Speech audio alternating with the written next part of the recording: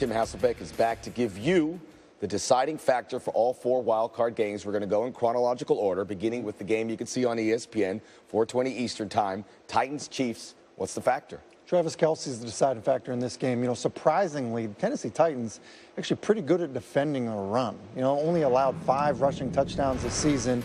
And so you look at the passing game, I actually think Adoree Jackson and Logan Ryan match up okay with Tyreek Hill. And so it comes down to Travis Kelce, who has a clear size advantage when you look at the safeties and inside backers of the Tennessee Titans.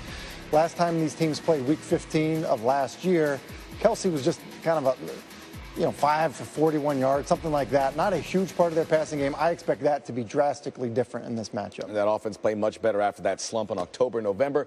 NFC reigning champs Falcons, Rams play the nightcap on Saturday. What will you be watching for here? Well, we give a lot of love to that Rams defensive line, and they're good. Obviously, Aaron Donald's good, and they're good at rushing the passer. But they're not good at stopping the run, giving up 4.7 yards per carry on the season. That's a huge number, Max. And so when you look at that, you know, their inability to stop guys this season like Kerwin Williams or Latavius Murray, you know, throughout the season, I think that ends up being something that ends up being a factor for them going forward. You see the graphic there, 15 rushing touchdowns. That is not a good number. When you think about Atlanta, obviously Atlanta, 2 very good backs, and they want to base what they do offensively, you know, off of the run game. That is a surprising number indeed. Hey, after all that's happened this week, Bills have waited 17 seasons to make the postseason. They are in. It would be a shame if it lasted 1 week. But have to have a big game against the Jaguars. What will decide this one? How Blake Bortles plays, you know, and that seems like an easy answer, but the difference is for them is that it's been so up and down. You look at week 16 and 17, it looked like the Blake Bortles that we've been used to seeing, you know, brutal mistakes, missing open guys. But you go back to weeks, 13 through 15, with a game against Seattle where Blake Bortles was remarkable. I mean, he was absolutely outstanding. And so, you could make the argument that he's been streaky. And so I think because of that, what they're asking him to do is eliminate the brutal mistake and then just make a handful of throws, much like he did in the Seattle game. Third and 5, I believe it was, to seal the game against Seattle, make a big throw on a go route.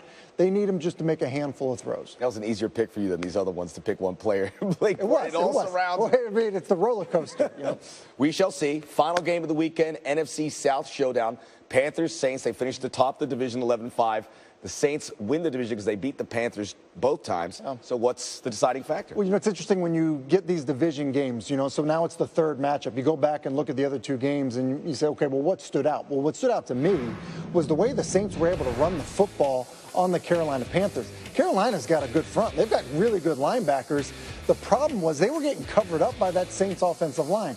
There were so many runs, Max, where you would have the running backs, Ingram and Kamara, getting into the secondary before they were ever touched. You cannot be competitive getting gashed in the run game in the postseason, especially when the Saints also have the ability to be effective in the passing game. So to me, when you look at that, the front 7 needs to be much more effective against that offensive line for the Saints. All right, some homework to do. It's Wild Card Weekend coming up this weekend. That's Tim Hasselbeck.